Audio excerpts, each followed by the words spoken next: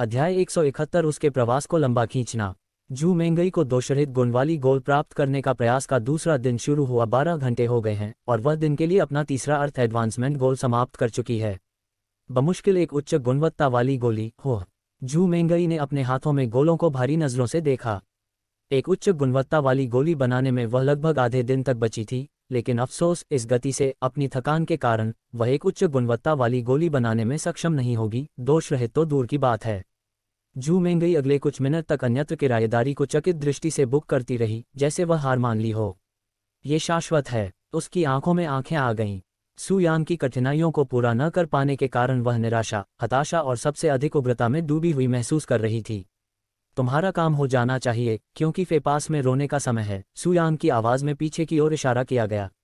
जू मेंगई ने उसे देखने के लिए मुची, जो अचानक सामने आया था, और जल्दी से अपनी अचेनित लीन। मुझे खेद है, लेकिन मैं ऐसा नहीं कर सकता। मुझे पता है कि आपने एक घटिया गुण वाली फिल्म बनाने का सपना देखा था, लेकिन मैंने आपके उम्मीदों के साथ विश्वास किया है। उन्होंने स्वर में कहा एक द्वेग से भर गया। हा। सू यांग अचानक चमकने लगी, जिससे वह हतप्रभ रह गई। फिर उसने आंखों में आंखें डालकर कहा, किसने उम्मीद की थी कि तुम एक दोष गुण वाली गोली बनाओगे? मैंने ऐसा एकमात्र हथियार अधिक गंभीर बनाने के साधन के रूप में कहा था।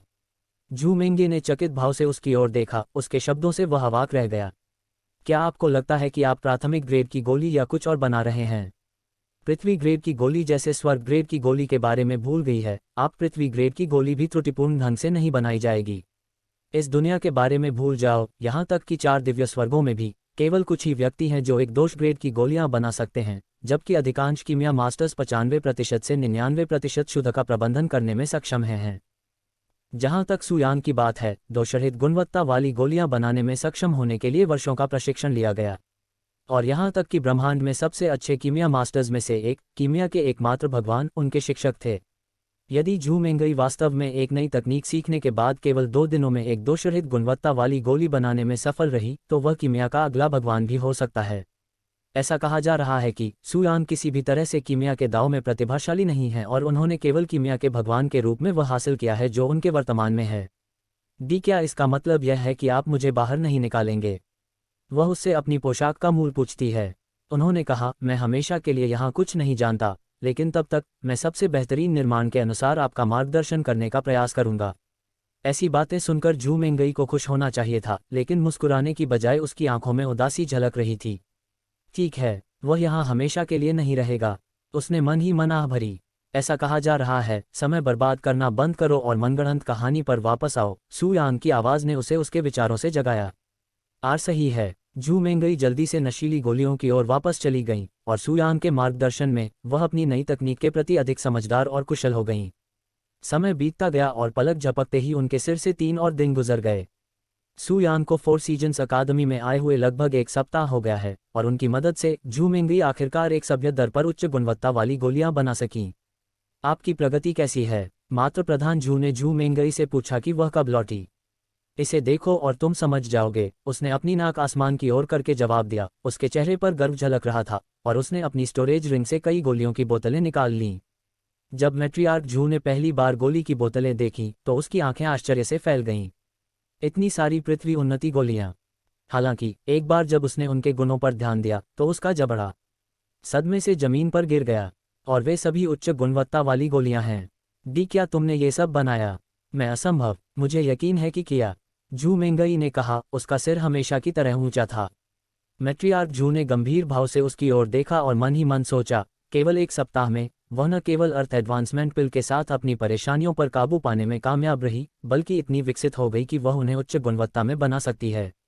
कुलमाता जू ने सू यांग को गहन और रहस्यमय व्यक्ति के रूप में पहचाना और उसे उच्च स्तर पर रखा, लेकिन अफसोस उसने यह नहीं सोचा कि वह वास्तव में अभी भी उसकी क्षमताओं को कमा रही थी। अच्छी लड़की, वह उसकी प्रशंसा किए बिना नहीं रह सकी। इस दर से कुछ ही हफ्तों में आप मुझसे भी आगे निकल जाएंगे। हालांकि जू मेंगई ने अपनी तारीफ सुनने के बाद खुशी व्यक्त नहीं की। दुर्भाग्य से वह जल्द ही चला जाएगा। कुछ हफ्तों के बारे में भूल जाए। अगर वह कुछ और दिन भी रुके तो मुझे बहुत खुशी होगी। आप? मैट्रियार्क जू ने उसकी आंखों में देखा और गोलियां बनाने में उसकी नई गहरी ताकत के अलावा उसके बारे में कुछ अलग देखा। ये लड़की ऐसा इसलिए नहीं कह रही है क्योंकि वह अपनी तकनीक में सुधार करना चाहती है, बल्कि इसलिए कह रही है क्योंकि वह उस युवक के साथ रहना चाहती है। हालांकि वह इस बात से बहुत हैरान नहीं थी कि जू मेंगई जैसे व्यक्ति को कीमिया के दाव में इतने गहन कौशल वाले व्यक्ति में प्यार मिला, फिर भी उसे ऐसी भावनाओं के प्रति अपना पहला रवैया काफ़ी चौंकाने वाला लगा। हालांकि मैं इसके बारे में कुछ नहीं कर सकता, मैं कम से कम उसके प्रस्थान को कुछ और दिनों के लिए बढ़ा सकता हूँ, मैट्रियार्क जू ने अचानक कहा। वास्तव में, जू मेंगई की आंखों में उदासी तुरंत गायब हो गई। मैट्रियार्क जू ने इस तथ्य को ध्यान में रखते हुए सिर हिलाया कि वह पहले से ही सुयांग के प्रस्थान में देरी कर रही थी, जिससे उन्होंने सोल डिविनेशन पिल के लिए सामग्री एकत्र करने की गति को धीमा कर दिया था। उन्होंने आगे कहा, उनका जाना अपरिहार्य हो सकता है, लेकिन आपके पास जो भी समय बचा है उसका उपयोग आप उनके साथ बिताने के लिए कर सकते हैं। तो मैं तुरंत ऐसा करूंगा। धन्यवाद माँ। इतना कहने के बाद जू मेंगई तेजी से वहां से चली गई। अध्याय 172 प्रलोभन की गोली। सुयांग के रहने वाले क्वार्टर में वापस गए समय में जू मेंगई ने मन ही मन सोचा कि अगले कुछ दिनों तक उसे क्या करना चाहिए। स्वर्ग और पृथ्वी को नियंत्रित करने में मदद करने वाले पहले से ही उस स्तर पर हैं जहां वह सुयांग की बिना भी तब तक विकसित होंगी जब तक वह इसकी खेती करना जारी रखती है, और जहां तक अर्थ एडवांसमेंट पिल के साथ है, अनुभव की बात है, वह आसानी से 4 में से 1 गोली बना सकता है। घंटा, एक ऐसी गति जो अगर पता चल जाए तो इस दुनिया के कीमिया मास्टर्स को चौंका देगी। देवी। अचानक उसके विचारों के बीच वू जिनजिंग की उसके पेट को प्यार से सहलाने की छवि उसके दिमाग में घुस गई। फिर भी वह अपनी किस्मत वाले व्यक्ति के साथ नहीं रहा, फिर भी वह ऐसी खुशी और संतुष्टि के साथ सामने रही। फिर उसने सुयांग और उसके खूबसूरत चेहरे के बारे में सोचा। उसके साथ अंतिम कुछ दिन अद्भुत थे, यह अब भी एक सपना जैसा लगता है। एक बच्चा, हो, वह बुदबुदाया। सच कहा जाए तो उसे सुयांग के बच्चे को जन्म देने में कोई दिवास्वप्न नहीं होगा, क्योंकि कीमिया के साथ उसकी प्रतिभा आकाश से भी ऊपर थी, और वह अविश्वसनीय रूप से सुंदर थी। इस 4 सीजन्स अकादमी में काम करने वाले मस्तिष्क वाला एक ऐसा पुरुष जिसे कोई भी महिला नहीं चाहती थी दुआ करना। हालांकि जू मेंगई के पास वू जिनजिंग जैसी निर्भीकता नहीं है। उसके पास किसी अन्य व्यक्ति के पास जाने और उसके बच्चे के जन्म के लिए देखने की क्षमता ही नहीं है। देखने की जरूरत नहीं है कि पिछले कुछ दिनों से उसके साथ इतना समय बिताने के बावजूद सुयांग को शामिल करने के लिए जरा भी शामिल नहीं था। कम से कम उस पर इतना ध्यान देने के बाद जू मेंगई ने तो यही देखा। क्या मैं लैपटॉप आकर्षण नहीं हूं? हालांकि जू मेंगी को अपनी उपस्थिति पर पूरा भरोसा था, क्योंकि उन्हें पूरे संप्रदाय में शीर्ष स्तर पर माना जा सकता था, और यहां तक कि वू जिनजिंग के भी प्रतिद्वंद्वी थे। जू मेंगई अपनी छाती को देखने के लिए नीचे झुकी, जो वू जिंगजिंग की बड़ी चोटियों की तुलना में उसके पूरे शरीर का एकमात्र अभावग्रस्त घटक था। अचानक उसे एक तार्किक संगति, जब तक मैं खुद को और अधिक आकर्षक बनाऊंगी, वह निश्चित रूप से अपने मर्द से संपर्क करेगा। मन में उस अनोखे वाले मासूम विचार के साथ जू मेंगई ने एक चक्कर लगाया और सुयांग से मिलने से पहले अपने आप को काल्ड्रॉन रूम में चला गया। एक बार जब वह क्रैकी रूम के अंदर था तो जू मेंगई ने तुरंत क्रैकी के साथ काम करना शुरू कर दिया। 1 घंटे बाद जू मेंगई ने क्रैकी से अपार्टमेंट हटा दिया और क्रैकी से एक गुलाबी गोली चलाई। उसने हंसने की चाहत से गोली को देखा, उसके चेहरे पर बड़ी मुस्कान दिख रही थी।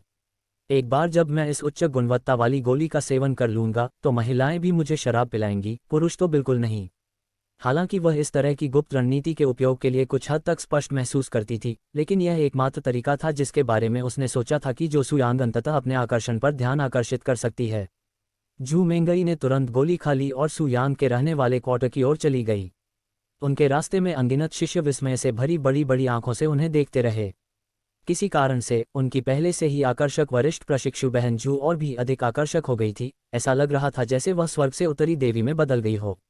जब महिला शिष्याएं जू मेंगई को देखती थीं तो शर्मा जाती थीं और पुरुष उनके सुंदर चेहरे और रहस्यमयी आभा को देखकर हौंफने लगते थे। हे भगवान, क्या ये सिर्फ मैं हूं या वरिष्ठ प्रशिक्षु बहन जू आज सामान्य से अधिक सुंदर लग रही है? आप सही हैं। हालांकि मैं यह नहीं बता सकता कि उसमें क्या बदलाव आया है, लेकिन वह पहले से बिल्कुल अलग दिखती है। मुझे ईर्ष्या है कि जो भी इतनी खूबसूरत महिला का पति बनेगा। अय्या, तुम वरिष्ठ प्रशिक्षु बहन जू को अच्छी तरह से नहीं जानती होगी। वह पहले से ही अपना शरीर और आत्मा कीमिया के दाव को समर्पित कर चुकी है। उसके दिल में किसी भी पुरुष के लिए कोई जगह नहीं है, उसके जीवन में तो बिल्कुल भी नहीं। कितना बेकार है। जब जू मेंगई ने देखा कि सभी लोग उसे चकित निगाहों से घूर रहे हैं तो वह खुद को चुपचाप मुस्कुराने से नहीं रोक सकी। इसका मतलब यह था कि उसकी प्रलोभन की गोली इच्छानुसार काम कर रही थी, और उसने सुयांग की मंत्रमुग्ध अभिव्यक्ति को देखने की प्रत्याशा में अपने कदमों की गति बढ़ा दी। एक बार जब वह सुयांग के रहने वाले क्वार्टर में पहुंची तो जू मेंगई का दिल बहुत जोर से धड़कने लगा। ऐसा लगा जैसे ये किसी भी क्षण फट जाएगा। उसने जबरदस्ती अपनी घबराहट को दूर किया और दरवाज़ा खोल दिया। क्योंकि वह पिछले कुछ दिनों से हर दिन यहाँ आ रही है, सुयांग ने उसे घर की एक अतिरिक्त चाबी दी, क्योंकि वह उसके लिए दरवाज़ा खोलकर थक गया था। घर में प्रवेश करने के बाद झू मेंगई सीधे काल्ड्रॉन रूम में चली गई और सू यांग के मिलने का इंतजार करने लगी और उम्मीद है कि बच्चे पैदा करने के इरादे से उसे नीचे धकेल देगी। इस समय झू मेंगई के लिए समय धीरे धीरे बीतता गया। सेकंड मिनटों की तरह महसूस होते हैं और मिनट अनंत काल की तरह महसूस होते हैं और परिणाम में उसका आत्मविश्वास अंततः कम हो गया। अचानक उसे सू यांग की स्वर्ग विरोधी गंध की भावना याद आई। क्या होगा अगर उसे एहसास हो कि मैं क्या करने की कोशिश कर रहा हूं और इसके लिए वह मुझसे नफरत करने लगे। झू मेंगई को तब पसीना आने लगा जब उसे एहसास हुआ कि उसकी योजना वास्तव में कितनी बुरी निकली। कुछ और क्षणों तक विचार करने के बाद उसके मन में उसकी योजना का पता लगाने की संभावना अधिक से अधिक यथार्थवादी हो गई। यह अच्छा नहीं है। इससे पहले कि वह मुझे देखे मुझे वहां से जाना होगा। झू मेंगई ने तुरंत अपनी सीट छोड़ दी और तेज कदमों से बाहर निकलने की ओर बढ़ गई, यहाँ तक कि उसने अपनी उपस्थिति को छुपाने का भी प्रयास किया। हालांकि जैसे ही वह दरवाजे तक पहुंची उसके पीछे एक आवाज़ गूंजी जिससे उसका दिल लगभग रुक गया। आप कहाँ जा रहे हैं? झू मेंगई धीरे से आवाज़ का सामना करने के लिए घूमी और अगले ही पल सू यांग का सुंदर चेहरा उसके सामने आ गया। 3 घबराहट से त्रस्त झू मेंगई इस समय बोलना या सोचना भूल गई। सू यांग ने उसके अजीब व्यवहार पर ध्यान दिया लेकिन वह इसके बारे में चुप रही। आप वहां दरवाजे पर क्यों खड़े हैं? जल्दी करें और अगर आप पहले से ही यहाँ हैं तो काल्ड्रॉन रूम की ओर जाएं। सू यांग ने एक पल बाद उसकी अजीब हरकतों को नज़रअंदाज करते हुए कहा। और ठीक है। झू मेंगई केवल इस बिंदु पर हार मान सकती थी और इस तथ्य को स्वीकार कर सकती थी कि अगर आज के बाद वह उससे नफरत करने लगी तो इसके लिए दोषी कोई और नहीं बल्कि वह खुद होगी।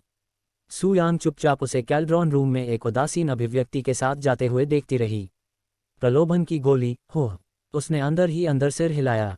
जैसे ही वह उसके पीछे पीछे बंद कमरे में गया उसके चेहरे पर हल्की सी मुस्कान आ गई। अध्याय 173 स्वीकारोक्ति। क्रैकी रूम के अंदर झू मेंगई सीक्वेंस एक्सप्रेशन के साथ आपकी क्रैकी के पीछे का स्थान था। हालांकि उसने धैर्यपूर्वक और शांत रहने की कोशिश की थी लेकिन उसके सामने सामग्री को बनाए रखते हुए उसके हाथ छोटे काम रहे थे। वह बस इस चिंता से खुद को रोक नहीं सकी कि सू यांग ने पहले ही अपने शरीर से ग्रमी असामान्य रूप से मनमोहक गंध को नोटिस कर लिया होगा। हालांकि उन्हें काल्ड्रॉन कक्ष में प्रवेश करने में कई मिनट लग गए और सू यांग ने अपनी एक भी बात नहीं कही। अपमान की गोली के बारे में तो बात ही छोड़ दीजिए। जैसे जैसे समय बीतता गया झू मेंगई शांत होने लगी और अब उसे असावधानी महसूस नहीं हुई। अरे लेकिन अफसोस, जैसे ही सू यांग ने अपना मुंह खोला झू मेंगई का शरीर तुरंत टूट गया। हाँ, वह दुर्घटनावश रोया, लगभग ऐसे ही अभी अभी कोई भूत देखा हो। चिंता का विषय दिन की तरह स्पष्ट था। कल की तुलना में आपकी अभी भी हलचल बेहद कठोर और कठोर है। ऐसा लगता है जैसे आपने पहले कभी कोई गोली नहीं बनाई है, उन्होंने कहा। क्या आप भी इसे नामांकित से ले रहे हैं या दुर्व्यवहार के कारण मांग पड़ रहे हैं? नहीं, ऐसा कुछ भी नहीं है, झू मेंगे ने तुरंत कहा और उसने जारी रखा, ये सिर्फ इतना है कि मेरे दिमाग में कुछ है। तुम्हारे मन में कुछ है, हो? क्या तुम इसे साझा करना चाहते हो? उनका सवाल सुनकर झू मेंगई तुरंत अवाक हो गए। उसे प्रश्नोत्तरी कैसे देनी चाहिए? उसे बताया कि उसका बच्चा क्या चाहता था, यहाँ तक कि उसे उस पर अधिक ध्यान देने के लिए स्वादिष्ट गोलियां तक का सेवन कराया गया और अब वह इसके बारे में चिंतित है।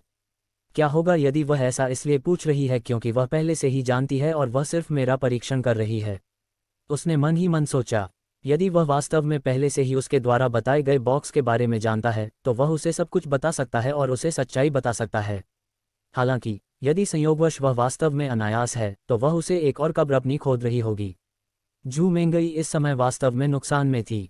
वह तय नहीं कर पा रही थी कि वह क्या चाहती है। हालांकि उनके ध्यान के बीच में सू यांग ने अचानक कहा, इसे भूल जाओ। मुझे संदेह है कि यह कुछ भी महत्वपूर्ण है। और लगभग मानो वह अपने शब्दों से ऊब गया हो, झू मेंगई ने तुरंत तेजी से और स्पष्ट रूप से जवाब दिया, यह बहुत महत्वपूर्ण है। हो, सू यांग ने कहा, ऐसा लग रहा था मानो वह अद्भुत हो। एक पल की शेल्स के बाद झू मेंगई ने अचानक आवाज देकर लोगों से पूछा, अरे सू यांग, आपके पास कोई है जो आपको पसंद है? बेशक, उसने बिना किसी हिचकिचाहट के तुरंत उत्तर दिया।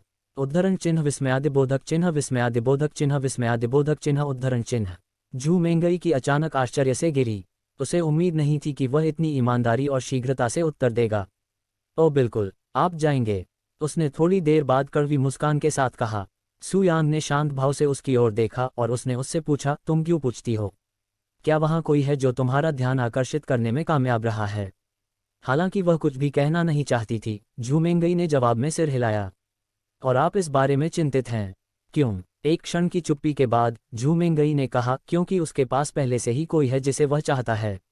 और आप इतनी छोटी सी बात के कारण हार मान रहे हैं। तो जाहिर है कि आपको उसमें उतनी दिलचस्पी नहीं है जितना आप सोचते हैं। सू यांग ने अपना सिर हिलाया। ये सच नहीं है, जू मेंगई ने तुरंत खंडन किया। और तुम्हारा क्या मतलब है तुच्छ? अगर तुम मेरी जगह होते तो क्या करते हो?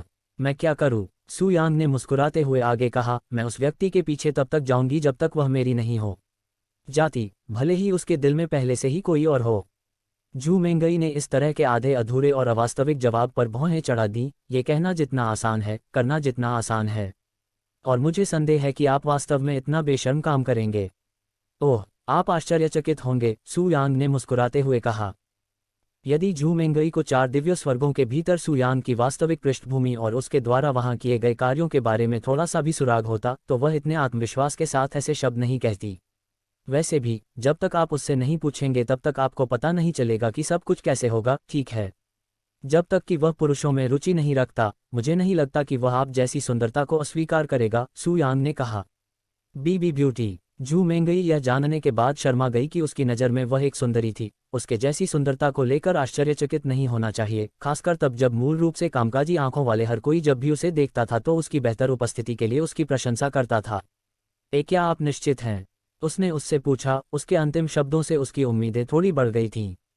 सू यांग ने कुछ नहीं कहा और केवल मुस्कुरा दी। उद्धरण चिन्ह ... उद्धरण चिन्ह। जू मेंगई ने अंदर ही अंदर आह भरी। वास्तव में, जब तक वह उससे नहीं पूछती तब तक उसे परिणाम नहीं पता होगा, और यदि वह नहीं पूछेगी तो कुछ भी नहीं होगा, ये निश्चित था।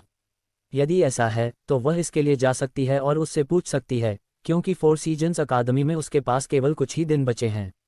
जू मेंगई ने एक गहरी सांस ली और सू यांग को अपनी भावनाओं को प्रकट करने के लिए तैयार हो गई। लेकिन जैसे ही उसने अपना मुंह खोला, सू यांग ने कड़ाही की ओर इशारा किया और कहा, किसी भी चीज़ से पहले आप पहले अपनी गोली पर नज़र क्यों नहीं डालते? क्या आप वाकई इसे ऐसे ही छोड़ना चाहते हैं? जू मेंगई ने उस कड़ाही की ओर देखा जिसमें से काला धुआं निकल रहा था और उसकी आंखें चौड़ी हो गईं। मैं इसके बारे में भूल गया। वह बातचीत में इतनी मग्न थी कि वह उस गोली के बारे में भूल गई जो कड़ाही में पक रही थी, जिससे गोली लापरवाही से जल गई। कुछ समय बाद, जब उसने तुरंत कड़ाही के साथ अपनी गड़बड़ी ठीक कर ली, तो जू मेंगई सू यांग को देखने के लिए लौट आई। हालांकि उसकी गलती से माहौल हल्का हो गया था, लेकिन उसका दिल पहले की तरह ही तेजी से धड़क रहा था। सू यांग, मुझे पता है कि यह तुम्हारे लिए आश्चर्य की बात हो सकती है, चौंकाने वाली भी, लेकिन पिछले कुछ दिनों से मैं तुम्हें पसंद करने लगा हूँ। जू मेंगई ने अपनी आंखें बंद करके लगभग चिल्लाती हुई आवाज में कहा, मानो वह ऐसे शर्मनाक शब्द कहने के बाद उसका चेहरा नहीं देखना चाहती हो। हालांकि, अगर वह सू यांग की शांत अभिव्यक्ति देख सकती थी, तो वह निश्चित रूप से और भी अजीब महसूस करेगी। और उसकी बात खत्म नहीं हुई और उसने कहना जारी रखा, और मैं आपका बच्चा पैदा करना चाहती हूँ। ऐसे शब्द बड़बड़ाने के बाद जू मेंगई को इतनी शर्मिंदगी महसूस हुई कि वह भी मर सकती थी। तुम्हें मेरा बच्चा चाहिए? सू यांग ने भौहें चढ़ा लीं, क्योंकि उन्हें निश्चित रूप से अंतिम भाग की उम्मीद नहीं थी। इस जगह पर बच्चे चाहने वाले लोगों को क्या परेशानी है? पहले वह तलवार वाली लड़की और अब वह। क्या यह इस महाद्वीप की महिलाओं का लक्षण हो सकता है? उसे मन ही मन आश्चर्य हुआ। अध्याय 174 संलग्न कड़ाही कक्ष 1 के अंदर। मैं जानता हूं कि मेरा बेतुका और अनुचित है, लेकिन मैं इसके बारे में गंभीर हूं। जू मेंगे ने सू यांग की अभिव्यक्ति के बाद कहा। हालांकि मैंने पहले ही जीवन की मिया के दाव को समर्पित करने का निर्णय लिया और खुद से कहा कि मैं कभी कभी मूड में नहीं रहूंगा। आपके लिए पिछले कुछ दिनों की नियुक्ति के बाद मुझे अंततः एहसास हुआ कि मेरा दिल वास्तव में है क्या चाहता है। सू यांग ऐसे शब्द सुनने के बाद भी चुप रहे, क्योंकि उन्होंने अपने पिछले जन्म में कई अन्य महिलाओं से ऐसी ही बातें की थीं। हालांकि, वू जिनजिंग और जू मेंगई के विपरीत, उन्होंने सीधे तौर पर अपने बच्चे के जन्म के बारे में नहीं कहा, कुछ ऐसा जो शायद ही कभी हुआ हो, भले ही उनके पिछले जन्म में उनका भी रिश्ता रहा हो। इसके अतिरिक्त, अपने पिछले जीवन में, सू यांग ने स्पष्ट रूप से अपने मित्र के बच्चे को जन्म देने के विचार को ठीक कर दिया था, क्योंकि उनका मानना था कि इससे उन्हें केवल अधिक परेशानी होगी और कोई वास्तविक लाभ नहीं होगा। शायद यही कारण है कि मैंने उस तलवार वाली लड़की को मना नहीं किया, क्योंकि मैं इसे बहुत सारे दांतों में ले रहा हूँ, क्योंकि मुझे ये देखने के लिए हर मिनट अपने कंधे पर नज़र रखने की अनुमति नहीं है कि क्या मुझे दुनिया भर के लोग पसंद करते हैं। जैसा कि मैंने दिव्य स्वर्ग में बनाया था, वैसा ही बनाया जा रहा है। सू यांग ने मन ही मन सोचा। 4 दिव्य स्वर्गों में बहुत से प्रतिशोधी पुरुषोचित महिलाओं को सू यांग ने दांत छीन लिया था। वे हमेशा के लिए परिवर्तन लेने के लिए प्रवेश की खोज करते हैं, इसलिए सू यांग केवल अपनी कब्र खो देंगी यदि वह अपने बच्चों को दुनिया का पता लगाएं। इसलिए 4 दिव्य स्वर्गों में उनके निकट की स्त्रियों की भारी संख्या के बावजूद कोई संत नहीं है। जब तक उन स्त्रियों ने उन्हें बिना जाने दिया, तब तक इस तरह का कोई निर्णय नहीं हुआ। हालांकि इस दुनिया में जहां कोई भी वास्तव में उसके प्रति कोई द्वेष नहीं रखता, वह अंततः इस बात की चिंता किए बिना कि कोई स्थिति का लाभ उठा सकता है, अपना वंश फैला सकता है। आखिरकार सु यांग इंसान के लिए पसंद करती है जो किसी से कम नहीं, अपनी विरासत को फैलाना चाहती है, ये स्वभाव है। शायद यह मेरे लिए कुछ ऐसा करने का आदर्श अवसर है जो मैं अपने पिछले जन्म में नहीं कर सका, सु यांग ने मन ही मन सोचा। इसमें यह उल्लेख करना आवश्यक नहीं है कि झू मेंगई को उसकी स्थिति और प्रबल प्रतिभा के कारण इस दुनिया में सर्वश्रेष्ठ रेंगने से एक माना जा सकता है, जो वू जिनजिंग की तरह ही इस दुनिया में हर किसी से ऊपर थी। अगर उसे कोई नुकसान पहुंचाना भी मुश्किल है तो क्या फोर सीजन्स अकादमी में ऐसी देवी होगी? ये वू जिनजिंग पर भी लागू होता है, जो होली स्वॉर्ड अकादमी के सेक्ट मास्टर की बेटी थी। क्या ये नहीं है? झू मेंगई ने कुछ क्षण बाद सु यांग की शेल्स को कॉकटेल के रूप में लेते हुए बुदबुदाया दिया। उसकी आंखों की रोशनी धुंधली थी, लगभग जैसे वह एक निराशाजनक स्थिति में थी। आप कहते हैं कि आप मेरा बच्चा चाहते हैं, लेकिन अगर मैं आपके साथ नहीं रह पाता और आपको बच्चे की देखभाल स्वयं करनी होती तो क्या होता? सु यांग ने अचानक कहा, जिससे झू मेंगई की आंखों की रोशनी वापस लौट आई।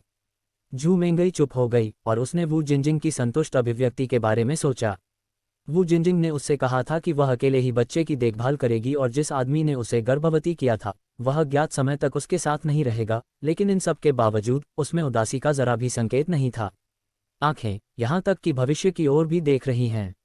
अगर सिस्टर जिनजिंग इसे सहन कर सकती है तो कोई कारण नहीं है कि मैं भी ऐसा नहीं कर सकता, उसने मन ही मन सोचा। और उसने बोलने के लिए अपना मुंह खोला, भले ही आप यहाँ नहीं होंगे, आपके लिए मेरी भावनाएं नहीं बदलेंगी। और चूंकि आप वैसे भी जा रहे हैं, मैं कुछ भी नहीं होने के बजाय जब आप चले जाएंगे तो आपको याद करने के लिए कुछ करना चाहूंगी, बिल्कुल भी। वास्तव में ऐसे अनगिनत कृषक हैं जो अपने बच्चों की देखभाल स्वयं कर रहे हैं, क्योंकि सामान्य रूप से इसकी खतरनाक प्रकृति के कारण खेती की दुनिया में मौतें बेहद आम हैं।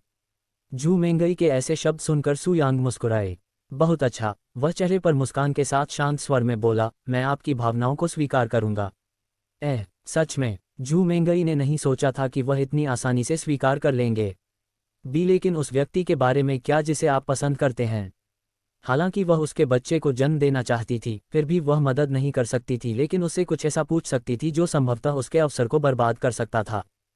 इसका इससे क्या लेना देना है? सु यांग ने भौहें चढ़ाकर उत्तर दिया, मुझे सुंदर महिलाएं पसंद हैं और आप निश्चित रूप से उनमें से एक हैं।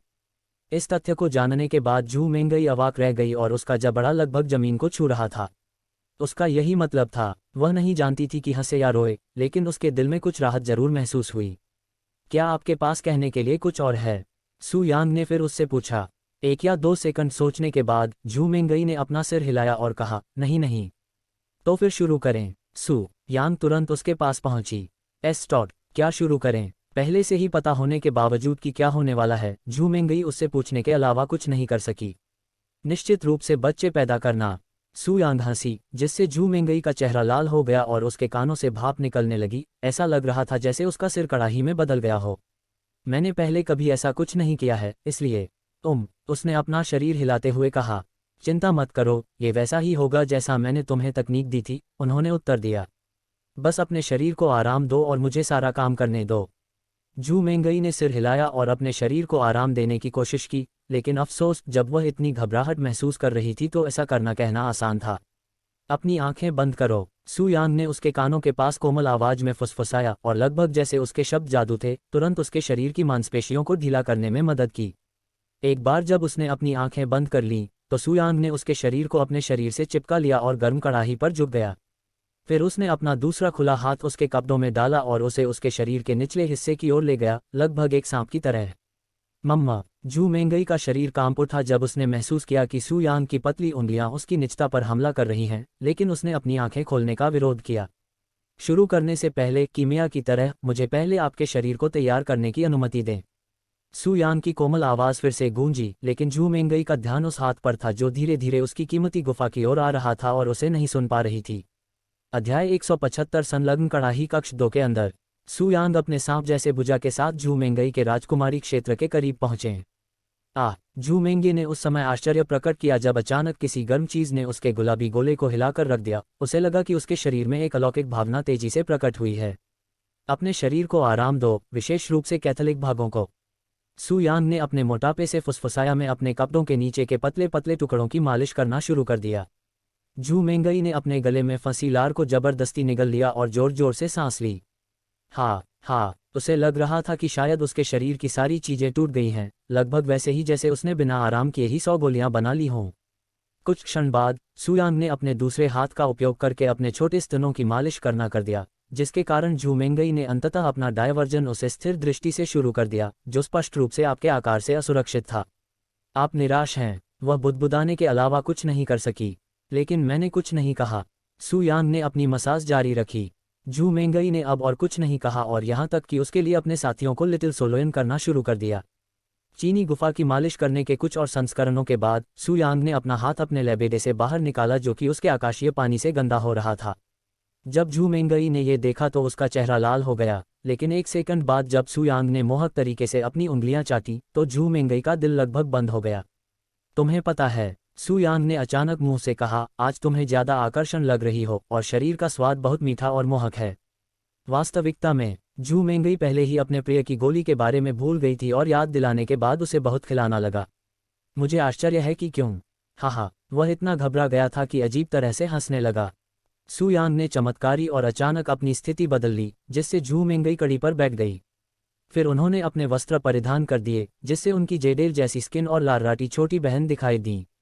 झू मेंगई ने सहजता से अपने पैरों को बंद कर लिया और शर्मिंदगी से अपने तिरछे बंस को पकड़ लिया। उसका चेहरा गर्म होकर लाल हो गया। हालांकि जब सुयांग ने अपने हाथ से अपनी पैर की अंगुली को हिलाया तो झू मेंगई के उत्साह में कांप उठी और फिर से अपने पैर को फैला लिया। फिर उसने अपनी दूरी कम कर दी और अपनी पिस्तौलें खींच लीं, जिससे अप्रस्तुत झू मेंगई को बहुत आश्चर्य हुआ। कुछ समय बाद जब सुयांग ने अपना वीडियो दिखाया तो उसे अपने संबंधों में दावे और अनिश्चितता का संकेत दिखाई दिया, लगभग ऐसा कि वह किसी चीज के बारे में अनिश्चित हो। चिंता मत करो, मैं ऐसा नहीं कर रही हूं क्योंकि मैंने अपने वाहन की गोल खाली है। सुयांग ने आखिरकार उसे बताया कि इस बात की पूरी जानकारी थी। वाय तुम्हें पता था, झू मेंगे ने चिल्लाकर कहा। सुयांग ने सर हिलाया और जारी किया, लेकिन इसका मतलब यह नहीं है कि मैं इस तरह के व्यवहार का समर्थन करता हूं।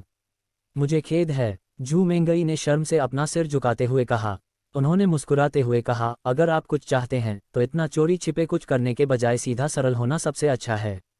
यदि आपने मुझे नशीली दवा दी होती तो हम इस समय पूरी तरह से अलग स्थिति में होते। मैं ऐसा कुछ करने की कल्पना भी नहीं कर सकता, झू मेंगई ने जल्दी से कहा।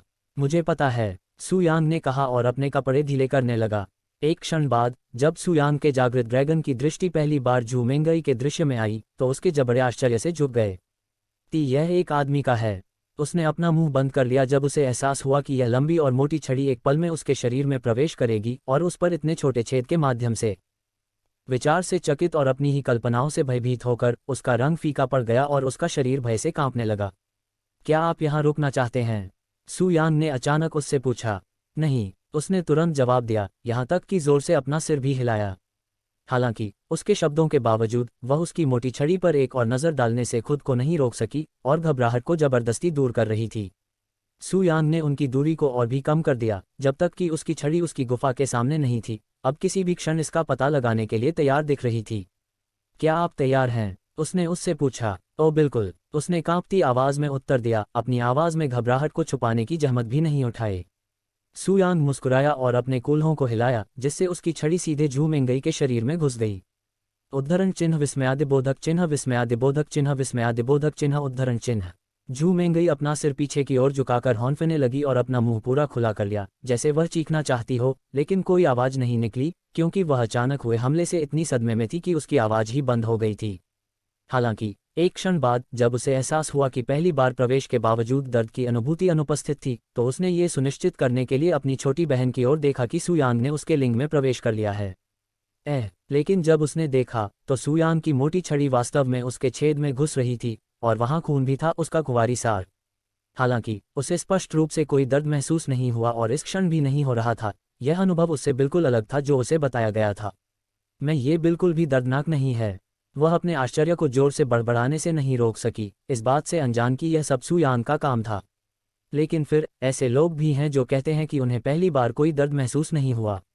उसने मन ही मन सोचा।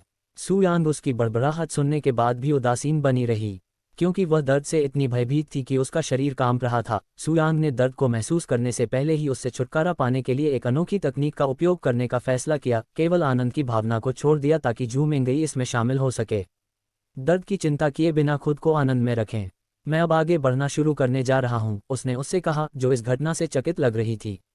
आगे बढ़ो, जू मेंगई ने सिर हिलाया। अब जब वह हिस्सा जिसे वह भयावह समझती थी बिना किसी समस्या के बीत गया तो उसे विश्वास हो गया कि बाकी सब कुछ आसानी से हो जाएगा।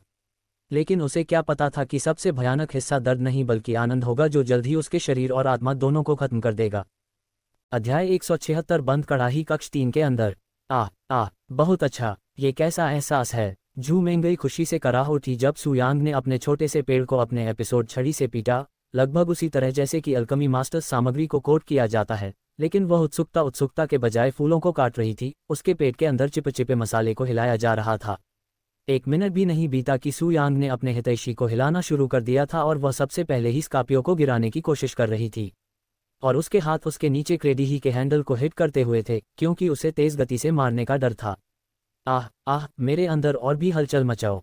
जब सुयांग की छड़ी ने अपनी फूल की कली की नोक को झटका दिया तो उसके शरीर पर आनंद की एक अवर्णनीय भावना उभरी, जिससे उसके कोमल शरीर में तेज रोमांच की लहर दौड़ गई, जिससे वह थोड़ा कांपने लगी। हाँ, और जोर से। जू मेंगई को लगभग उन अश्लील शब्दों पर विश्वास नहीं हो रहा था जो उसके मुंह से निकल रहे थे। ऐसा लग रहा था जैसे वह उस विलेपन से पीड़ित थी जो उसके शरीर के अंदर देखी गई थी। सुयांग ने अपने बड़े हाथों से जू मेंगई के सुंदर आकार के गिरोह पर कब्जा कर लिया था, जबकि वह लगातार अपनी लाठी को छोड़ रही थी, जिससे छोटे काल्ड्रॉन कमरे के अंदर तेज गड़गड़ाहट की आवाजें गूंज रही थीं। और हर संकेत के साथ जू मेंगई को लगा कि उसकी गुलाब की पंखुड़ियां थोड़ी थोड़ी करके खुल रही हैं। मैं कमिंग कर रहा हूँ। जू मेंगई अचानक जोर से कराह उठा। कुछ सेकंड बाद उसका शरीर जोर से कांपने लगा और उसके शरीर से पानी की फुहारें समुद्र तट जहां से उसका पहला भीगा हुआ गुलाब जलमय हो गया। हाँ, दोस्त वाले एक्सपीरियंस के बाद जू मेंगई जोर जोर से हौंफने लगी, यहाँ तक कि शुरुआत के कारण उसकी खुद की लार भी लगभग घूम गई थी। उसके शरीर का ऊपरी हिस्सा परत से बाहर निकल रहा था, ऐसा लग रहा था जैसे वह किसी भी तरह से गर्भाधान के लिए तैयार हो गया हो। क्या आपका काम पहले ही पूरा हो गया है? मैंने आपके शरीर में गोलियां भी नहीं डाली हैं, सुयांग ने कहा। कीमिया मास्टर्स में आमतौर पर सामान्य कल्टीवेटर की तुलना में अधिक शक्ति होती है, क्योंकि गोलियां बनाने में उन्हें काफ़ी ऊर्जा मिलती है।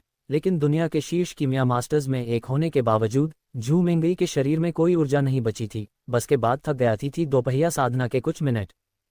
ये संभावना है कि सुयांग लंबे समय से सबसे छोटी गाय की खेती में से एक हो सकती हैं। मुझे क्षमा करें। जी, मुझे कुछ क्षण दीजिए, जू मेंगई ने बुदबुदाया। सुयांग ने कुछ नहीं कहा और उसे ठीक से आराम देने के लिए तैयार किया।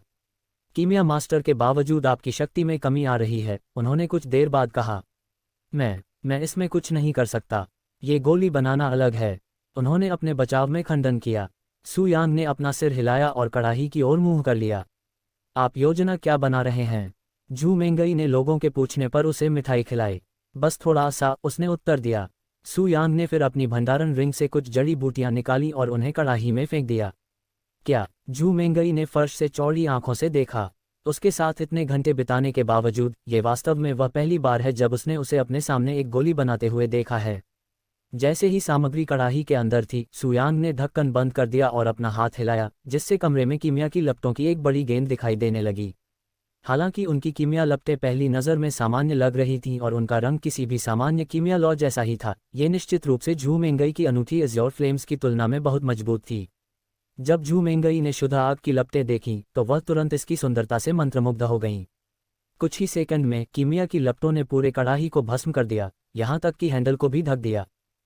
हालांकि धधकती कीमिया की लपटें केवल कुछ सेकंड के लिए दिखाई देने के बाद शांत हो गईं और सुयांग ने तुरंत कड़ाही से ढक्कन हटा दिया। जैसे ही उसने ढक्कन हटाया, कमरे में काला धुआं भर गया। और जब काल्ड्रॉन रूम के भीतर संरचना ने धुएं को महसूस किया तो संरचना सक्रिय हो गई और सभी काले धुएं को अवशोषित करना शुरू कर दिया। वह किस प्रकार की गोली है? जू मेंगई ने सुयांग की हथेली पर गुलाबी गोली देखने के बाद पूछा। यह उसके द्वारा बनाई गई प्रलोभन की गोली जैसा था, लेकिन इसकी सुगंध अलग थी। और जैसे ही उसकी नाक ने गंध पकड़ी, उसे महसूस हुआ कि उसके शरीर में थकी हुई ऊर्जा ध्यान देने योग्य दर से वापस आ गई है। उन्होंने मुस्कुराते हुए कहा, सहन शक्ति की गोली, यह आप जैसे लोगों के लिए अद्भुत काम करती है। बस इनमें से एक और आपके पास अगले कुछ दिनों के लिए कुछ भी करने के लिए पर्याप्त ऊर्जा होगी। अगले कुछ दिन। ऐसे शब्द सुनकर जू मेंगई का जबड़ा खुला रह गया। भले ही उसकी सहनशक्ति ठीक हो, लेकिन अगर उसे कुछ घंटों के लिए ही नहीं बल्कि कुछ दिनों के लिए इतनी उत्तेजना और आनंद का अनुभव हो तो वह निश्चित रूप से पागल हो जाएगी। चिंता मत करो, तुम्हें पूरी चीज़ खाने की ज़रूरत नहीं है। बस इसे कुछ बार चाटो और प्रभाव अधिकतम कुछ घंटों तक रहेगा। जू मेंगई ने टिमटिमाती आंखों से गोली स्वीकार की और गोली चाटने में संकोच नहीं किया। कुछ चाटने के बाद जू मेंगई को तुरंत गोली का प्रभाव महसूस हुआ, क्योंकि उसका शरीर ऊर्जा से भर गया। ऐसा महसूस हुआ जैसे उसका पुनर्जन्म हुआ हो।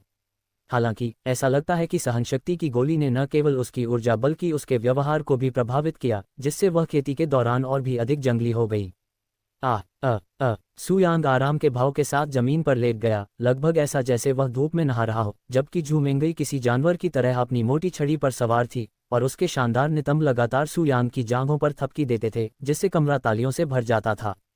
ध्वनियाँ, हाँ हाँ हाँ, यही बात है। उसकी फूल की कली पर पड़ने वाले हर झटके के साथ तीव्र रोमांच का एक झोंका उसके कोमल शरीर को झकझोर देता था, जिससे वह लगातार कांपने लगती थी। जू मेंगई के फूल से प्यार लगातार रिश्ता रहता है और बिना रुके कुछ घंटों की खेती के बाद उनके नीचे एक छोटा सा पोखर बन गया है। और चूंकि जू मेंगई अपने छोटे भाई के साथ बहुत आनंद ले रही थी, इसलिए सुयांग ने अपनी यांग क्यूई को तब तक अपने पास रखने का फैसला किया था जब तक वह संतुष्ट नहीं हो जाती। हालांकि जू मेंगई कई घंटों की साधना के बाद भी रुकना नहीं चाहती थी, जिससे सुयांग को आश्चर्य हुआ कि क्या सहनशक्ति की दोषरहित गुणवत्ता वाली गोली उस पर बहुत प्रभावी थी। अध्याय 177 उनकी सच्ची शक्तियों का एक छोटा सा स्वाद। एक जंगली जानवर की तरह जू मेंगई ने बिना किसी रोक टोक के अपने पूर्वजों को हिलाया। लगातार झटके के कारण उसके शरीर के टुकड़ों में पहले से ही दर्द महसूस हो रहा था, लेकिन वह हिलना बंद नहीं करना चाहती थी। ऐसा लगता है कि उनका मकसद भी बच्चा पैदा करने से लेकर सिर्फ सुयांग के साथ खेती करने की चाहत में बदलाव है। हालांकि सुयांग ने उसे शक्ति की गोली पर छोड़ दिया था, लेकिन वह उस प्रकार का आदमी नहीं था जो किसी महिला को खुद का आनंद लेने से रोक सके, खासकर अगर वह हो जिसने उसे ऐसी स्थिति में लाया हो। कुछ और मिनटों के बाद जब जू मेंगई को फिर से थकान महसूस होने लगी, तो उसने स्थिर दृष्टि से अपने पास मौजूद सहनशक्ति की गोली की ओर देखा। ऐसा लग रहा था जैसे वह पूरी तरह से गोली खा लेना चाहती हो। हालांकि इससे पहले कि वह गोल तक पैदल चली, सुयांग के हाथ से उठ गई और अपना पूरा शरीर हवा में उठा लिया। फिर उसने अपने ईगल को पकड़ लिया और अजीब गति से अपनी छड़ी को अपने फूल में गहराई तक छोड़ाना कर दिया, और जिस तरह से उसने अपने ईगल को पकड़ लिया वह अनोखा हो गया। ऐसा लग रहा था जैसे उसने किसी तरह का नृत्य सीखा होकर रहा हो। ये है। जू मेंगे को अचानक महसूस हुआ कि उसके शरीर में खुशी कम से कम 2 गुना बढ़ गई है, और उसके शरीर का हर कोने में खुशी से चिल्ला उठा, जिससे उसका फूल शुद्ध पानी से भर गया। यह उनका गहरा रहस्य था कि उनके शरीर में मौजूद गहराई क्यों भी खुशी से उछल गई, जिससे पूरा शरीर अंदर और बाहर जोश से लग गया। हालांकि उसने इतना नहीं देखा था कि सुयांग ने उसके शरीर के साथ क्या किया, लेकिन उसे यह बहुत पसंद आया कि उसकी आंखों में दिल दिखने लगा। मैं अब अपनी यांग क्यूई को रिक्शा करने जा रही हूँ, सुयांग ने अचानक कहा। कुछ और दौर के कारोबार के बाद सुयांग ने अंततः अपनी गहरी यांग क्यूई को जू मेंगई के पेट में छोड़ दिया। एक अलौकिक भावना ने जू मेंगई के शरीर पर हमला कर दिया। जब हॉट यांग क्यूई ने उसके शरीर में प्रवेश किया, ऐसा महसूस हुआ जैसे उसके शरीर में एक पत्थर ही बदल गया था और उसके शरीर में गोलियां पूरी तरह से बंद हो गई थीं। जू मेंगई पर अपनी यांग क्यूई की शूटिंग के बाद सुयांग ने उसे आराम करने की अनुमति देने के लिए उसे किताब पर लिटा दिया। फिर उसने स्टेमिना की गोली ली और उसे एक गोली की बोतल में रख लिया।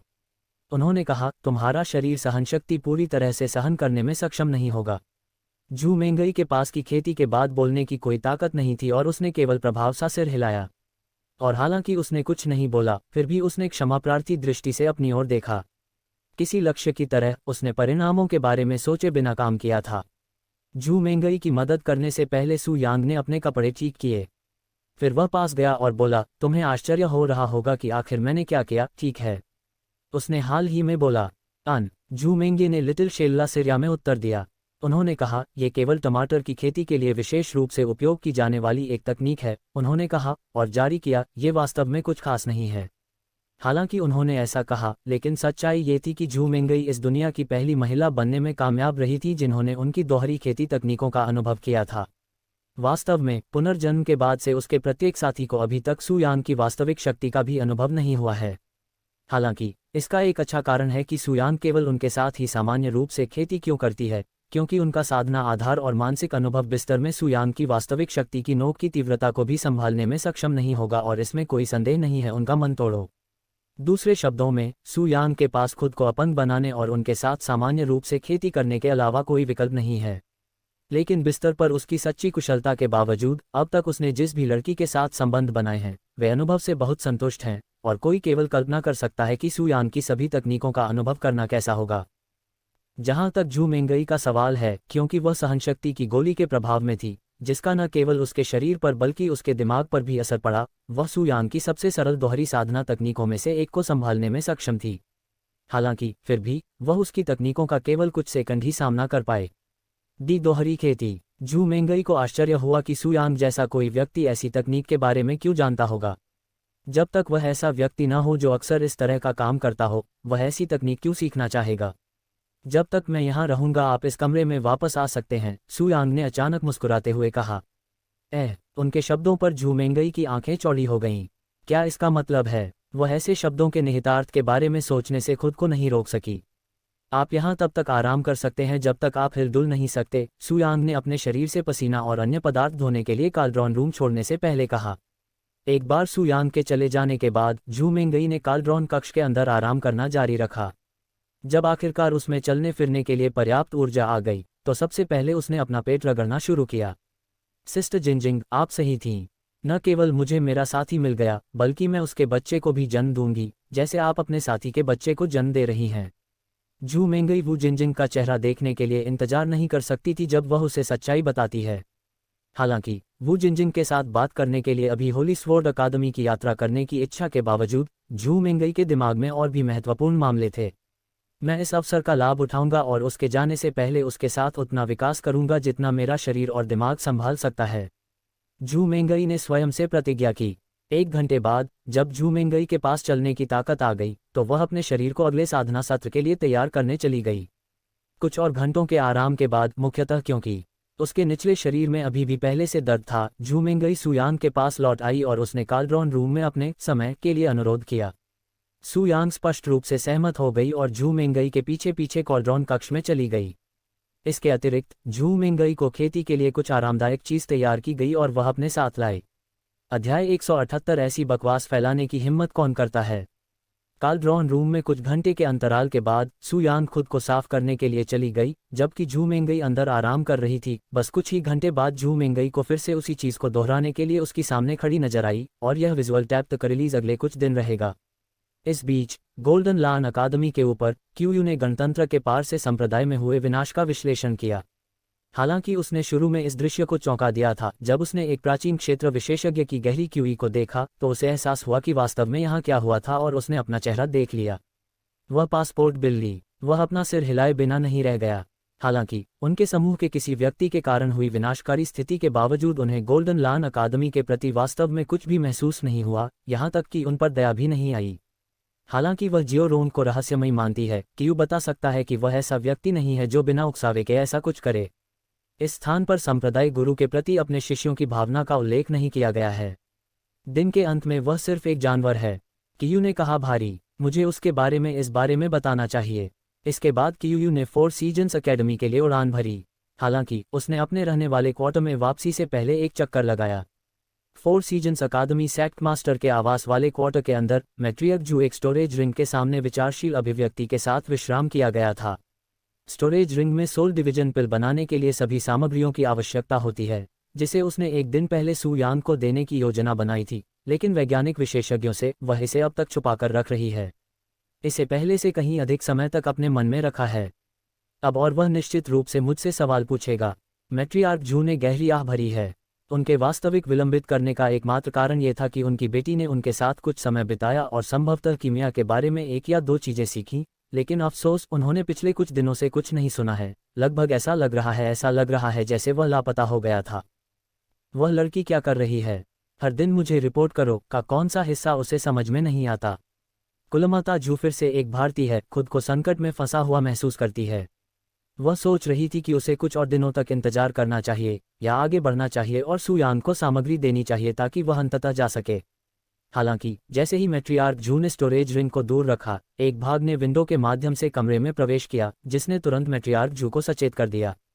कौन फिल्में करता है? जैसे ही मैट्रियार्क जू ने अपनी प्रोफाउंड क्यूई को सक्रिय किया और आतंकवादियों का सामना करने के लिए तैयार किया, एक अत्यंत सुंदर चेहरा जो एक देवी की तरह था, उसका प्रकटीकरण हुआ, जिससे मैट्रियार्क जू को अपनी आलोचनाओं में शामिल होने के लिए मजबूर होना पड़ा। मैं अमर परी सूयू। कुलमाता जू ने तुरंत आदर झिझक कर उनका स्वागत किया। वास्तव में क्यूयू अपने मूल स्वरूप में वापस आ गया था और मैट्रियार्क जू के सामने आ गया था, जिससे वह बहुत चकित हो गया था। डब्ल्यू क्या अमर परी सूयू को इस स्थान पर लाता है? मातृप्रधान जू ने उससे यह नहीं पूछा कि वह कहाँ थी और इसके बजाय वह ये जानना चाहती थी कि बिना किसी निशान के गायब होने के बाद वह उसके स्थान पर क्यों आएगी, क्योंकि उसके लिए इस तरह की उपस्थिति बनाना काफ़ी महत्वपूर्ण होगा। मैं यहाँ दो चीज़ों के लिए हूँ, कियूयू ने 2 उंगलियाँ उठाईं और ठंडे स्वर में बोला। 1. आप किसी भी परिस्थिति में उस युवा अतिथि के सामने मेरा नाम नहीं लेंगे या उसका उच्चारण भी नहीं करेंगे। वास्तव में उसके सामने मेरे अस्तित्व का संकेत भी न दें, अन्यथा मैं आपको पछतावा कराऊंगा। माफ़ करें। मैट्रियार्क जू उसकी अचानक मांगों और ठंडे रवैये से बहुत चकित रह गई, यहाँ तक कि चौंक भी गई। बी युवा अतिथि से, क्या आपका मतलब वर्तमान में सुंदर युवक से है?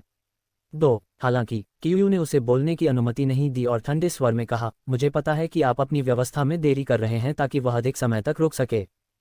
हालांकि मैं ऐसा करने के आपके इरादों को नहीं जानता, लेकिन मुझे अभी आपको चेतावनी देने की अनुमति दें कि यदि आपने उसे चोट पहुंचाने के बारे में सोचने की हिम्मत भी की तो मैं ये सुनिश्चित करूंगा कि 4 सीजन अकादमी गोल्डन लान अकादमी के नक्शे कदम पर चलेगी।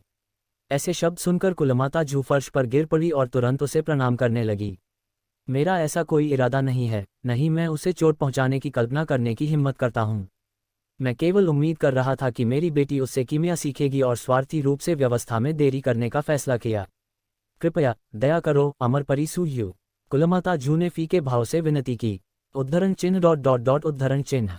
कियूयू चुप हो गई और अंततः उन शब्दों से जू मेंगई के अपने घर में आने का कारण समझ गई। हाँ, कियूए ने आह भरी और अपनी सामान्य आवाज में बोलने लगी। अभी मेरे दृष्टिकोण का बुरा मत मानना, क्योंकि मैं केवल आपको सच्चाई के लिए थोड़ा सा डराने की कोशिश कर रहा था। कुलमाता जू ने स्तब्ध होकर उसकी ओर देखा और एक क्षण बाद उसने राहत की सांस ली। मुझे इस तरह मत डराओ अमर परी सूयू, ये दिल के लिए बुरा है। कियूयू ने केवल ये कहते हुए उसकी बातों को खारिज कर दिया कि यह उसकी समस्या नहीं है। अब जब कियूयू वापस लौट आई है कि मातसत्ता जू उसे कैसे याद करती है, तो उसने कुछ आत्मविश्वास हासिल किया और उससे पूछा, अगर आपको मेरे पूछने पर कोई आपत्ति नहीं है तो उस युवक के साथ आपका क्या रिश्ता है? क्या यह अफवाह सच में फैल रही है कि वह है आपके बेटे? आपने अभी अभी क्या कहा? कियूयू ने अचानक एक खतरनाक आभा छोड़ते हुए भौहें चढ़ा लीं, जिसने कमरे के माहौल को लगभग ठंडा कर दिया। मैट्रियार्क जू को पसीना आने लगा जब उसे एहसास हुआ कि वह बस एक जाल में फंस गई है और कुछ ऐसा कर बैठी है जो उसे नहीं करना चाहिए था। तुम किसे बुला रहे हो मेरे बेटे? कियूयू सिकुड़ी हुई आंखों के साथ उसके पास आई और उसके चारों ओर एक जबरदस्त दबाव था जिससे मैट्रियार्क जू के लिए सांस लेना भी मुश्किल हो गया। ऐसी अफवाह फैल रही है कि इस समय हमारे संप्रदाय में आया युवा अतिथि आपका बेटा है। ऐसी बकवास फैलाने की हिम्मत किसकी है? जिस पुरुष को वह अपने पिता के रूप में देखती है और एक पुरुष के रूप में प्यार करती है, उसे अपने बेटे में बदलने के लिए, भले ही यह सिर्फ एक अफवाह हो। कियूयू को वास्तव में गुस्सा आया, जो पहले से ही इस समय अच्छे मूड में नहीं है। अफवाह 9 स्प्रिंग हॉल में शुरू हुई। मैट्रियार्क जू ने कियूयू के लिए उन्हें बस के नीचे फेंकने में संकोच नहीं किया। 9 स्प्रिंग हॉल, हो। कियूयू वास्तव में अभी वहां जाना चाहती थी, लेकिन एक पल के लिए सोचने के बाद वह इतने लंबे समय तक गायब रहने के बाद सार्वजनिक रूप से दिखाकर अपना नाम और भी अधिक फैला रही होगी। मुझे अपनी पहचान अमर परी सूयू के रूप में यथासंभव उससे दूर रखनी है, कम से कम तब तक जब तक हम ये जगह नहीं छोड़ देते। उसने मन ही मन सोचा, इस बात से पूरी तरह अनजान कि उसका रहस्य कुछ दिन पहले जू मेंगई की मासूम बकवास के कारण सू यांग द्वारा खोजा गया था। अध्याय 179 नारीवादी देवता। वैसे भी आपने पहले ही सारी व्यवस्थाएं पूरी कर ली हैं, तो आपको अगले चरण के बारे में पता होना चाहिए, है ना? यू ने विषय बदल दिया। मैं इसे तुरंत दे दूंगा, मात्र प्रधान जू ने कहा। कियूयू ने सिर हिलाया और अब उनके करीबी का कोई कारण नहीं था। लेकिन जाने से पहले उसने मात्र प्रधान जू से कहा, यह शायद आखिरी बार होगा जब तुम मुझे देखोगे। इससे आपका क्या मतलब है? कुलमाता जू अपने शब्दों के पीछे के अनगिनत अर्थों पर कांपने लगी। मैं जल्द ही अपनी वतन वापस जाऊंगी, उसने मध्यम आवाज में कहा, जो बिल्कुल भी डॉल नहीं लग रही थी। और इससे पहले कि मैट्रियार्क जू कुछ और कह सके, कियूयू टेलीविजन से गायब हो गया। उद्धरण चिन्ह ... उद्धरण चिन्ह। कुलमाता जू अविश्वास में विशिष्ट बनी हुई स्थिरता थी। अमर परी सूयू अब हमारे सामने नहीं आएगी।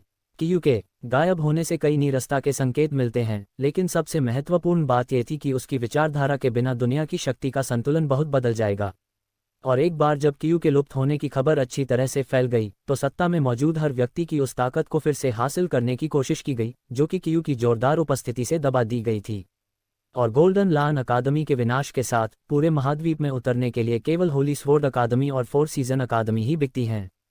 क्या उनके निकटवर्ती महाद्वीप के हिस्सों को नियंत्रित करने की क्षमता होगी? या क्या वे एक विशाल शक्तिशाली परिवार द्वारा उखाड़ फेंके गए गुप्त उद्देश्य हैं? मैट्रियक जू ने अपने हाथों में भंडारों की अंगूठियां देखीं और अब भविष्य के बारे में नहीं सोचा। अभी भी उसकी एकमात्र चिंता सू यांग के साथ उसकी व्यवस्था होनी चाहिए। हालांकि मदरसत्ता जू के भवन से ठीक पहले सेक्ट एल्डर डैंग ने तत्परता से अपने दरवाजे पर दस्तक दी। यह क्या है? कुलमाता जू ने एल्डर डैंग से पूछा। कुलमाता, मुझे याद आया, एल्डर डैंग ने फीके भाव से कहा।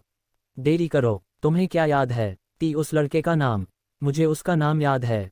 क्या? मुझे लगा कि तुमने कभी उसका नाम नहीं पूछा। कुलमाता जू ने बर्नहे ने स्टैटिस्टिकल लिखा। दरअसल मैंने उनसे नहीं पूछा। हालांकि मैं पूरी तरह से भूल गया था कि उन्होंने हमारी बातचीत के दौरान मुझे अपना नाम बताया था। मुख्यतः क्योंकि मैंने उन्हें नामांकित नहीं किया था और उस पर थोड़ा ध्यान दिया था, इसलिए मेरी अंत। तो उसका नाम क्या है? वह है। एल्डर डैंग को खाना आने लगा। जल्दी करो और इसे बाहर दो, कुलमाता जू ने आवाज दी। हाँ, उसका नाम सू यांग है। आपने अभी क्या कहा? सू यांग। जब कुलमाता जू को अंततः उसका नाम पता चला तो वह आश्चर्यचकित रह गई। क्या यही कारण है कि जब मैंने उसे अपने बेटे से कहा तो अमर परिसू तुम इतनी क्रोधित निकली? वह वास्तव में उसका पति था। लेकिन उसकी उम्र और कम सांस्कृतिक आधार, इसका कोई मतलब नहीं है। हालांकि साथ ही ये सू यांग की रहस्यमय पृष्ठभूमि और स्वर्ग विरोधी क्षमताओं की व्याख्या करेगा। इसके अतिरिक्त यदि सू यांग वास्तव में क्यूयू का पति होता है और उसकी उम्र और खेती का आधार नकली होता है, तो उसके भेष के लिए मैट्रियार्क जू जैसे किसी को भी मूर्ख बनाना बहुत चौंकाने वाला नहीं होगा। कितना चौंकाने वाला खुलासा है ये सोचना कि वह इस पूरे समय अमर परिसू का पति था। कुलमाता जू तुरंत बाहर भागने लगी। कहाँ जा रहे हो, कुलमाता? एल्डर डैंग ने आश्चर्यचकित भाव से उससे पूछा। वह करने के लिए जो मुझे कई दिन पहले करना चाहिए था, उसने उसकी नज़रों से ओझल होने से पहले कहा। क्या? एल्डर डैंग स्तब्ध भाव के साथ वहां खड़ा था। योजक चिन्ह, योजक चिन्ह, योजक चिन्ह। अपने रहने वाले क्वार्टर के अंदर जू मिंगई द्वारा उससे अपने प्यार का इजहार करने के बाद से सू यांग ने 9वीं बार काल्ड्रॉन रूम छोड़ा। इन पिछले कुछ दिनों में सू यांग ने अपना लगभग सारा समय जू मिंगई के साथ खेती करने के लिए काल्ड्रॉन रूम के अंदर बिताया था। और जू मिंगई के साथ खेती करने में इतना समय बिताने के बाद सू यांग ने क्यूई रिफाइनर के रूप में पृथ्वी आत्मा क्षेत्र के शिखर और बॉडी रिफाइनर के रूप में सच्चे आत्मा क्षेत्र के शिखर तक पहुंचने के लिए पर्याप्त इन क्यूई जमा कर ली है। यद्यपि एक बॉडी रिफाइनर के रूप में उनकी प्रगति गहन आत्मा क्षेत्र में रुक गई थी और इन क्यूई की कमी के कारण कुछ समय के लिए सच्चे आत्मा क्षेत्र में प्रवेश करने में असमर्थ रहे थे। जब से उन्होंने वू जिनजिंग, एक स्वर्गीय आत्मा क्षेत्र के साथ खेती की थी विशेषज्ञ, उसकी अड़चन अब उसके लिए कोई समस्या नहीं रही, जिससे उसे सीधे सच्चे आत्मा क्षेत्र में प्रवेश करने की अनुमति मिल गई। यदि सू यांग को केवल अपने शरीर के साथ और बिना किसी गहन क्यूई के किसी से लड़ना होता, तो भी वह पृथ्वी आत्मा क्षेत्र में एक क्यूई रिफाइनर को भी आसानी से हराने में सक्षम होता। यदि उसे पृथ्वी आत्मा क्षेत्र में अपने गहन क्यूई द्वारा समर्थित अपने संयमित शरीर के साथ लड़ना था, तो स्वर्गीय आत्मा क्षेत्र में भी उसके लिए कोई मुकाबला नहीं होगा। दूसरे शब्दों में, जब तक उसे संप्रभु आत्मा क्षेत्र में किसी के खिलाफ लड़ना नहीं पड़ता, तब तक सू यांग को अजेय माना जा सकता है। हालांकि इसका मतलब यह नहीं है कि वह सॉवरेन्स के खिलाफ निराश है, क्योंकि उसकी आस्तीन में बहुत सारी चालें छिपी हुई हैं। और चूंकि इस दुनिया में केवल कुछ ही व्यक्ति हैं जिन्होंने संप्रभु आत्मा क्षेत्र प्राप्त किया है, सू यांग को इस समय इस दुनिया के सबसे मजबूत व्यक्तियों में से एक माना जा सकता है। सू यांग ने अचानक उस आकृति को देखने के लिए चलना बंद कर दिया जो काल्ड्रॉन कक्ष से बाहर निकलने के बाद से उसे घूर रही थी। वह व्यक्ति स्पष्टतः क्यूयू था, जो अभी हाल ही में लौटा था। क्यूयू ने उसे देखते ही तुरंत छींक दी और उसने आगे कहा, जैसा कि नारीवादी भगवान से अपेक्षा की गई थी। लेकिन आपको चिंता करने की जरूरत नहीं है, क्योंकि मैंने एक पल के लिए भी नहीं सोचा था कि आप उसे नहीं छुएंगे। सू यांग ने कड़वी मुस्कान के साथ उसकी और काल्ड्रॉन रूम की ओर देखा। हालांकि मैं यह नहीं कहूंगा कि मुझे इसकी उम्मीद नहीं थी, लेकिन मैंने निश्चित रूप से ऐसा होने की योजना नहीं बनाई थी। जो भी हो, क्यूयू ने स्थिति को सू यांग की अपेक्षा से बेहतर तरीके से लिया। वैसे भी कुछ ऐसा है जिसके बारे में आपको अधिक चिंतित होना चाहिए, क्यूयू ने एक क्षण बाद जारी रखा। यह क्या है? सू यांग की अभिव्यक्ति तुरंत सीधी हो गई। वह बेवकूफ़ बिल्ली। मुझे नहीं पता कि वहाँ क्या हुआ, लेकिन उसने 3 प्राचीन अकादमियों को 2 प्राचीन अकादमियों में बदल दिया। मुझे लगा कि आपको जानना चाहिए क्योंकि वह आपकी आत्मा जानवर है और सब कुछ। क्या ऐसा है? ऐसी खबरें जानने के बाद भी सू यांग की अभिव्यक्ति में कोई खास बदलाव नहीं आया। वास्तव में वह उसकी बातें सुनने से पहले की तुलना में अधिक शांत दिख रहा था, लगभग ऐसा जैसे उसे जियोरोन की हरकतों की ज़्यादा परवाह नहीं थी। अध्याय 180 अपरिहार्य प्रस्थान। ऐसा लगता है कि आप चिंतित नहीं हैं, या इससे भी अधिक ऐसा लगता है कि आपको बिल्कुल भी चिंता नहीं है। क्यू ने देखने के बाद अपनी बेपरवाह अभिव्यक्ति कही। सू यांग ने कहा, जियोरोंग घोस्ट कैट की वंशावली का हिस्सा है। वह उन लोगों में से नहीं है जो पहले अपने उकसावे के बिना तीरों पर हमला करते हैं, विशेष रूप से इंसानों पर, इसलिए वे शायद इसे भी शामिल करते हैं। और मैं अब कुछ नहीं कर सकता क्योंकि यह पहले ही चुकाया जा चुका है। ऐसा कहा जा रहा है जब वह वापस आएगी तब भी मैं उससे बात करूंगी। सू यान को लग रहा था कि जियोरोंग के मन में परेशानी पैदा हो गई थी जब वह पहली बार अपने भेषज को शेयर करके वापस लौटी थी और गहरी क्यूई उसके शरीर के चारों ओर घूम रही थी, इसलिए उसने वास्तव में ऐसा होने के बारे में बहुत चौंकाने वाला नहीं सुना था। उनकी थोड़ी देर की बातचीत के बाद किसी ने दरवाजा खटखटाना शुरू कर दिया। सू यान दरवाजा पास गया और देखा कि कुलमाता जू बाहरी खड़ी है और उसकी सांसें भी बची हुई हैं। सम्मानित अतिथि, मात्र प्रधान जू ने थोड़ा शांत होने के बाद बोलना शुरू किया। व्यवस्थाएं तैयार हैं। यहाँ वे सभी स्वास्थ्य बूटियां हैं जो सोल डिविनेशन पिल के लिए आवश्यक हैं। उसने अभिलेखों सहित अन्य सामग्रियों को पुनः प्राप्त किया और बिना किसी समय के इसे सू यान को पुनः प्राप्त कर लिया। सू यान ने अचल संपत्तियों की पुष्टि करने के बाद एक क्षण बाद कहा, मुझे आश्चर्य हुआ कि आप मेरे बारे में क्या भूल गए हैं, या यदि आप इसमें दिवालियापन का खुलासा कर रहे हैं। कुलमाता जू को खाना आया और उसने माफ़ी के शौकीन के लिए अपना सिर नीचे कर लिया। कृपया मुझे माफ़ कर दो, मैंने इसकी कोई योजना नहीं बनाई थी। सू यान ने अपना हाथ ऊपर उठाया और कहा, माफ़ी प्रिंसेस की कोई ज़रूरत नहीं है। अगर कुछ भी हो तो मुझे रुकने के लिए देर कर देनी चाहिए। कुलमाता जू ने अद्भुत भाव से अपना सिर उठाया। वह किराए पर था। व्यवस्था में देरी के लिए वह उसे धन्यवाद क्यों मांगता है। हालांकि सू यान ने कुछ भी स्पष्ट नहीं किया और जारी किया, अब जब मेरी व्यवस्था पूरी हो गई है तो मेरे जाने का समय आ गया है। कुलमाता जू ने अपनी ओर से चौड़ी आंखें देखीं। वह ऐसे ही चला जाएगा। आत्मा अटकलों की गोलियां बनाने के बारे में क्या? उसने ये भी अनुमान लगाया था कि वह अपने स्थान पर गोलियां बनाएगा। मैं अगर आपके पास कोई लालच नहीं है तो आप यहाँ पर इस्तेमाल की जाने वाली गोलियां बना सकते हैं। मेरा इरादा घमंड करने का नहीं है, लेकिन इस जगह के पटाखे सबसे अच्छे हैं जो आप इस महाद्वीप में पा सकते हैं, और आप भी वैसे ही, वे पहले से ही यहाँ हैं। मैट्रियार्क जू उसे सोल डिवीजन पिल ब्लॉक हुई देखने की इच्छा थी, भले ही उसे खुद को नीचे गिराना पड़े। आखिरकार, भले ही उसके पास आत्मा दैवीकरण गोलों का परीक्षण हो, यदि वह गोल बनाने की प्रक्रिया नहीं सीखता है तब भी उसे आत्मा दैवीकरण गोलों को बनाने से पहले दशकों का परीक्षण और त्रुटि की आवश्यकता होगी। प्रस्ताव के लिए धन्यवाद, लेकिन मेरा इरादा सोल डिविनेशन पिल गढ़ने का नहीं है। सू यांग ने मात्र प्रधान जू को आश्चर्यचकित करते हुए कहा, आप गोली बनाने की योजना नहीं बनाते, फिर आप ऐसा क्यों करेंगे? यह ऐसी कोई बात नहीं है जिसके बारे में आपको चिंतित होना चाहिए, मात्र सत्ता। सू यांग ने उदासीन स्वर में कहा और उन्होंने जारी रखा, वैसे भी हम अपनी तैयारी पूरी करते ही चले जाएंगे। लेकिन मेरी बेटी जू मेंगई के बारे में क्या? मैंने कई दिनों से उससे बात नहीं की है, क्या तुम्हें कोई अंदाजा है कि वह कहाँ होगी? कुलमाता जू ने पूछा। सू यांग ने कॉल्ड्रॉन रूम की ओर कनखियों से देखा और जवाब दिया, आपको चिंता करने की जरूरत नहीं है। आपकी बेटी इस समय वहाँ कॉल्ड्रॉन रूम में आराम कर रही है। मुझे उससे बात करने दो। मैट्रियार्क जू ने कॉल्ड्रॉन कक्ष से संपर्क किया, लेकिन सू यांग ने तुरंत उसे रोक दिया। क्या बात? मुझे लगता है कि आपको उसे अभी अकेला छोड़ देना चाहिए, क्योंकि वह इस समय आत्मज्ञान की स्थिति में है। ज्ञानोदय उसका। कुलमाता जू सदमे में हौंफने लगी। आत्मज्ञान एक ऐसी चीज है जो साधना की दुनिया में शायद ही कभी होती है, और अक्सर ऐसा होता है जब कोई अपना ज्ञानोदय समाप्त कर लेता है तो उसके पास ज्ञानोदय के कारण के लिए एक पूरी तरह से नई और गहन समझ होगी। हालांकि जू मेंगई का आत्मज्ञान प्राप्त करना केवल सू यांग द्वारा बनाया गया एक बहाना है ताकि कुलमाता जू को उसकी साधना से उबरने से पहले जू मेंगई से दूर रखा जा सके। यदि मैट्रियार्क जू अभी कॉल्ड्रॉन कक्ष में प्रवेश करती तो वह निश्चित रूप से अपनी बेटी को उसके वर्तमान स्वरूप में देखकर जीवन भर भयभीत रहती। मैं समझता हूँ। सू यांग के शब्दों को सुनने के बाद कुलमाता जू ने तुरंत जू मेंगई को देखने के विचार को एक तरफ फेंक दिया। मातसत्ता जू थोड़ी देर बाद मुंह में कड़वा स्वाद लेकर चली गई। हालांकि उसे इस बात का गहरा अफसोस है कि वह अपनी आंखों के सामने सोल डिविनेशन पिल को गढ़ते हुए नहीं देख पाए, लेकिन वह इसके बारे में कुछ नहीं कर सकती थी।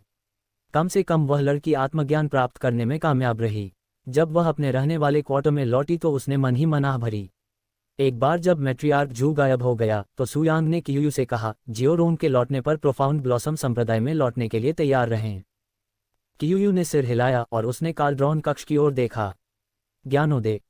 कुछ घंटों बाद जियोरोंग सू यांग के पक्ष में लौट आया और संयोग से जू मेंगई ने भी उस समय चलने के लिए पर्याप्त ऊर्जा प्राप्त कर ली। जब जू मेंगई ने देखा कि सू यांग अंततः जा रही है तो उसके चेहरे से आंसू अनियंत्रित रूप से बहने लगे। हालांकि वह पिछले कुछ दिनों से उसके अपरिहार्य प्रस्थान के लिए खुद को मानसिक रूप से तैयार कर रही थी, फिर भी जब उसके जाने का समय आया तो वह भावुक होने से खुद को नहीं रोक सकी। क्या तुम्हें सचमुच जाना होगा? जू मेंगई ने लाल आंखों से उससे पूछा। सू यांग ने सिर हिलाया। क्या तुम किसी दिन लौटोगे? मैं कोशिश करूंगा। इसमें कितना समय लगेगा मुझे नहीं पता। हमारे बच्चे का नाम क्या होना चाहिए? उद्धरण चिन्ह उद्धरण चिन्ह। जू मेंगई अपने माता पिता से अलग होने के बाद रोती हुई बच्ची की तरह दिखने वाली सू यांग के साथ जितनी देर तक बात करती रही वह और अधिक भावुक होती गई। जब तक मैं जीवित हूँ मैं एक दिन अवश्य लौटूंगा, मैं वादा करता हूँ। सू यांग ने जू मेंगई के खूबसूरत चेहरे से आंसू पोंछने के लिए अपने हाथ का इस्तेमाल किया। मुझे तुम याद आओगे। सू यांग ने अचानक जू मेंगई को गले लगा लिया और पूरी भावना के साथ उसे चूमा, जिससे जू मेंगई के लिए उसे जाने देना और भी मुश्किल हो गया। जू मेंगई ने अपनी आंखें बंद कर लीं और आलिंगन और चुंबन का जवाब दिया। कुछ क्षण बाद सू यांग ने पहले अपनी बाहें छोड़ी क्योंकि जू मेंगई जाने देने के लिए अनिच्छुक थी। अंत में यह एक भाग्य है जिसे उन सभी को साझा करना होगा जो मूर्खतापूर्वक सू यांग के प्यार में पड़ गए थे। इसलिए कई लोग 4 दिव्य स्वर्गों में सू यांग का तिरस्कार करते हैं, और जबकि उसके कई साथी इस तरह के परिणाम को स्वीकार करने में सक्षम थे और उसे कुछ समय बाद जाने दिया, कुछ लोग उसके साथ रहने के लिए कुछ भी करने की कोशिश करेंगे, भले ही यह थोड़े समय के लिए ही क्यों न हो।